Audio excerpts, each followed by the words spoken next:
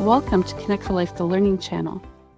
Welcome everyone to a groundbreaking webinar series on inclusion, diversity, equity, and accessibility, presented by Gaining Vision 2020 in partnership with Connect4Life Charity. I'm Sean Pickard, and we are excited to bring you this transformative series of sessions that explore the interconnected themes of inclusion, diversity, equity, and accessibility. Our mission is to create a platform that celebrates the uniqueness of individuals, promotes equitable practices, and ensures accessibility for all.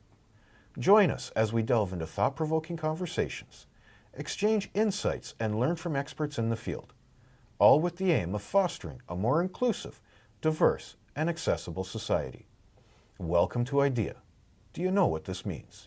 We like to start each session by acknowledging the land in which we call home.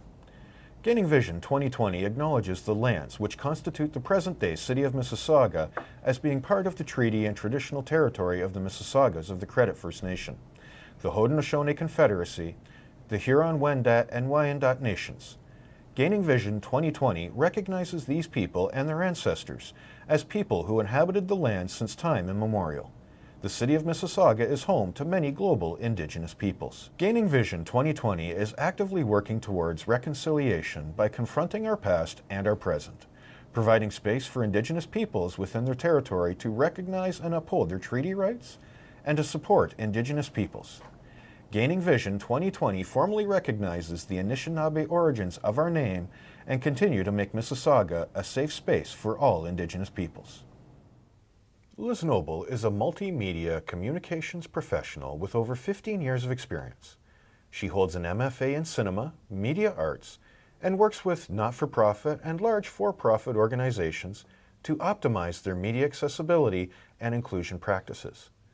She is the founding member of a not-for-profit, Act on Ability, which focuses on industry acting and performance training for persons with disabilities. Ladies and gentlemen, here to speak about Indigenous recognition and reconciliation, Liz Noble. Hello and welcome. I'm here today to talk about Indigenous inclusion in the workplace. So this session is to provide research-based information on inclusion of Indigenous peoples in workplaces. And our objective here will be so that everyone leaves and will better grasp the historical significance of Indigenous peoples in Canada and what Indigenous inclusion is, how to prioritize and build inclusion of Indigenous peoples and practices into the workplace. So, tools that you should keep on hand. It's really important to have a physical journal or piece of paper on standby. A blank Word document open on your computer is also very useful, so that you can add your notes and thoughts, and you'll be prompted through the module-based thought exercises down below. So the significant timeline of Indigenous peoples in Canada is quite long. I've only included a couple of bullet points in this slide. I have linked below a fulsome timeline that will also be within the resource document accompanying this module. The reason why I've picked a few of these bullets here is just to give some context and some framework within this specific session around Indigenous people and their inclusion within the workplace. So the Royal Proclamation of 1763 was issued by King George III of Britain, and this proclamation actually recognized Indigenous land rights and set framework for future treaty making. So treaties started in the late 18th century. And this continued into the 20th century, where numerous treaties were negotiated between Canadian government and Indigenous nations. And this would define relationship and land rights and resource sharing. In the Indian Act of 1876, the Indian Act consolidated various colonial laws and policies and established a system of governance for Indigenous peoples, including the administration of reserves and the regulation of Indian status. So residential schools in late 19th century, and the Canadian government implemented residential school systems, which forcibly separated Indigenous families from their children and cultural heritage. This caused immense harm and intergenerational trauma.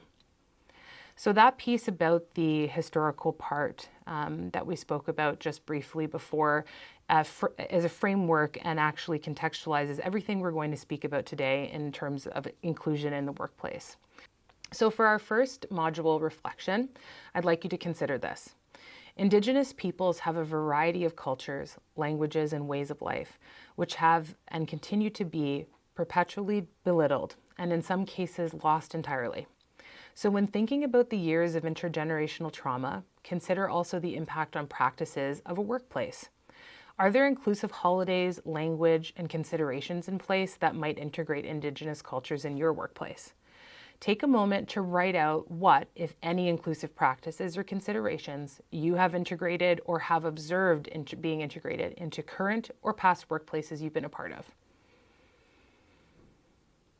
So after your reflection has been complete, perhaps you found some information in your memory about workplaces that were very inclusive, and perhaps you couldn't think of any inclusivity that's happened in terms of Indigenous folks. So let's actually take steps here to talk about inclusion in a framework for the workplace. So Indigenous inclusion in a workplace is a vital aspect of promoting diversity, equity, and reconciliation. Here are some key points to consider when explaining Indigenous inclusion in the workplace. So be sure to acknowledge the importance of Indigenous perspectives. Indigenous peoples bring unique knowledge and traditions and perspectives that can enrich the workplace. So by including Indigenous voices, organizations can gain very deep understanding of cultural diversity and improve decision-making processes.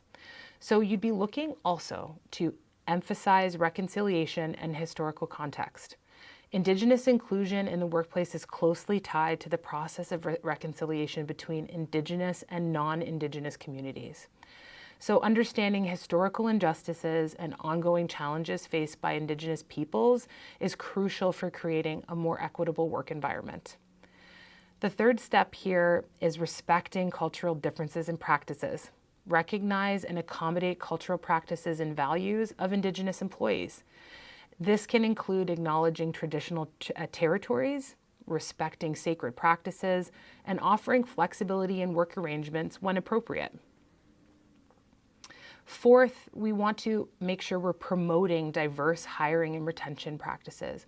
So actively looking to seek out and hire Indigenous talent, for example, and this is through an HR framework, and ensure representation at all levels of the organization.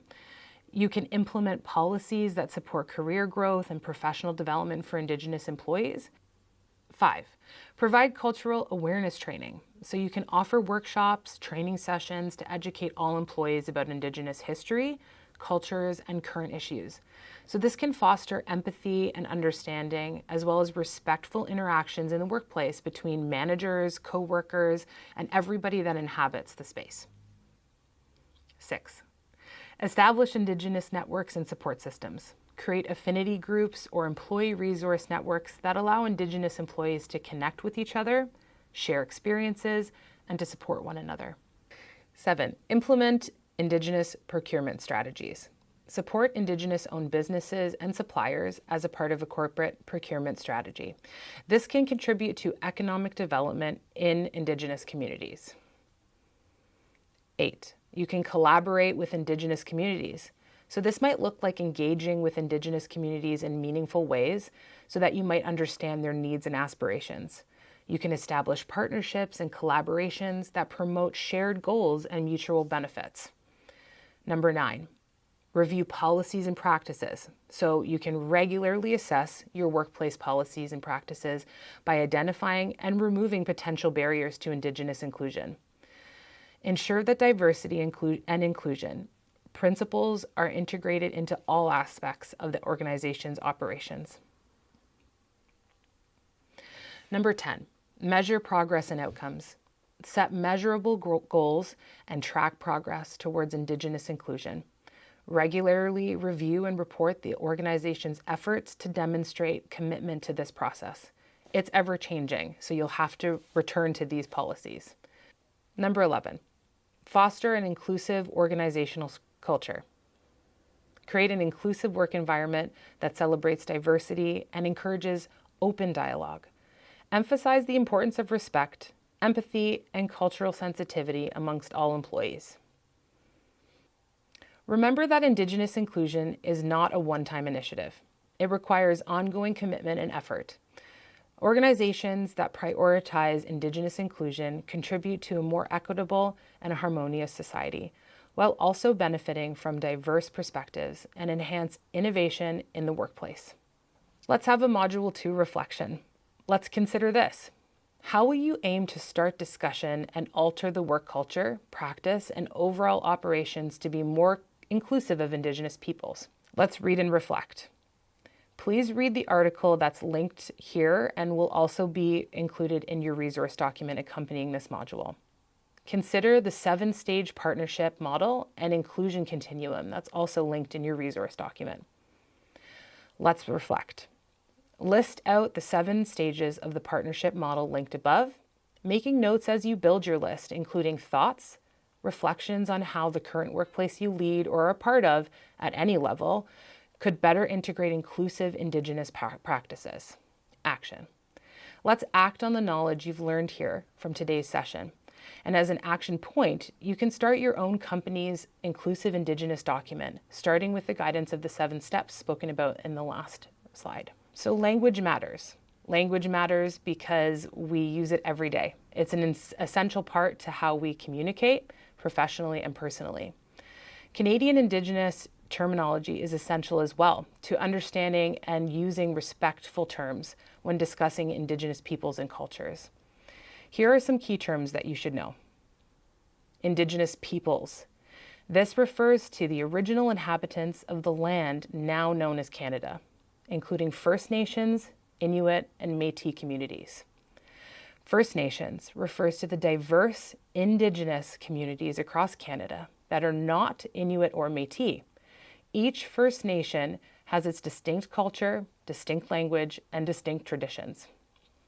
Inuit refers to the Indigenous people who primarily inhabit the Arctic regions of Canada, Greenland, Alaska, and Russian. Métis refers to distinct Indigenous people with mixed Indigenous and European heritage, originating primarily from the prairie provinces and regions in eastern Canada. Indigenous nations refers to the self-governing, autonomous, or semi-autonomous political entities of Indigenous peoples with a defined territory, governance structure, and cultural identity. Reserve is a designated area of land set aside by the Canadian government for the exclusive use of a specific First Nation community. A band is a legal term used in Canada to refer to First Nations communities recognized as a band under the Indian Act. Traditional territory. This refers to the ancestral lands and waters that Indigenous peoples have occupied and cared for since time immemorial. Treaty territories. These are lands covered by treaties between Indigenous nations and the Canadian government, which define the rights and obligations of both parties.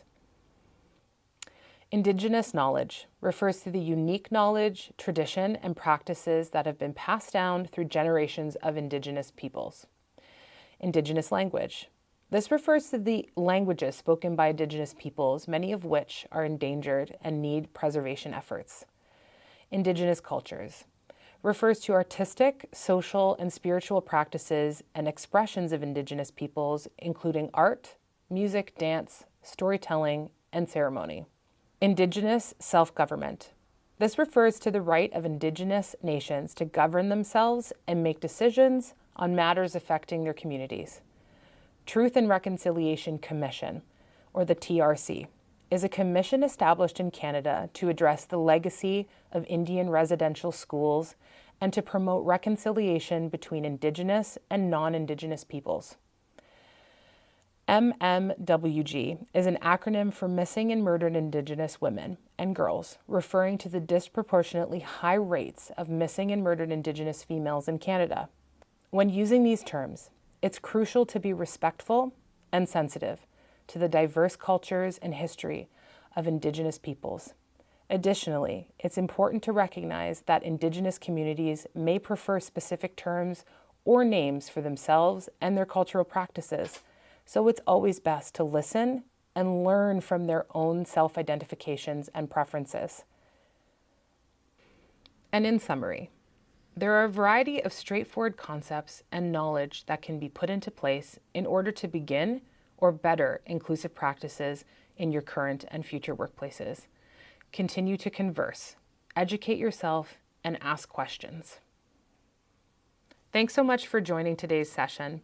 If you have any questions or require further information, please reach out.